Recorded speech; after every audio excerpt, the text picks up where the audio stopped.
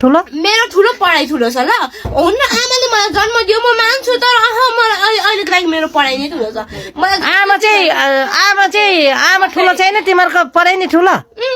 बरु भाउजू ठुलो छ किनभने आमा पछिको भनेकै दाइ भाउजू हो 3 पुस्तासम्म मान्नुपर्छ दाइ भाउजूलाई नै होइन आमालाई म मान्छु होइन यसले मलाई यस्तो नमिठो वचन लाग्छ जिन्दगीमा नबिर्सिने वचन लाग्छ क्या दिमाग सत्य हुँदा पनि यसले मलाई राम्रो भनेछ कहिले राम्रोले मुखले दिमाग सत्य र तिमी गर्भमा नआउन अगाडि पो दिमाग दबाई खाएर यो मान्छे अलरेडी नाटक गरिरहेछ तर अहिले चाहिँ नाटक गरेको छैन कि घरिघरि नाटक गर्छ के डङ्ग्याउँछ के छोरी भनेर छ्यामाहरू भनेर हो तर मलाई माफ गर्न ल म आज चाहिँ जान्छु जे भने पनि जे गरे पनि म आज चाहिँ जान्छु मलाई थाहा भएन पठाइदिनु काकी फेरि तपाईँ दुईटा सम्हाल्नु पर्ला दुईटा बाँधेर राख्नु पर्ला पठाइदिनु सुन्नु न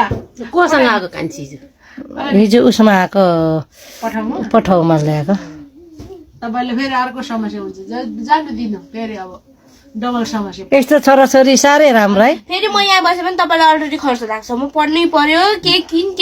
कङ्गालपट्टि होला विचार गर्नु अगाडि नै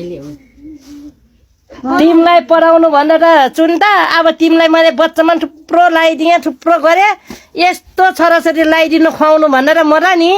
म आफै सुटी खान्छु म चाहिँ त्यस्तो पढाउने खुवाउने चाहिँ गर्दैन क्या मैले आमा स्याहार्नुलाई मात्रै 1 हप्ता बस भनेको क्या मैले त्यही भनेको अनि कहिले आउँछ तिम्रो आमा पुऱ्याउनु जानु म 1 गते बेलुका आउँछु 2 गते पुऱ्याउँछु 3 गते फर्किहाल्छु फेरि आएन भने आउँछु ल मेरो बाडा भयो भिडियो गर्नु होइन बरु म बोलेको भिडियो ए सुन्दै 1 गते आउँछ रे बेलुका आउँछ तर बिहान चाहिँ म आउँदिन किनभने 1 गते आएर 2 गते पुऱ्याउनु जान्छ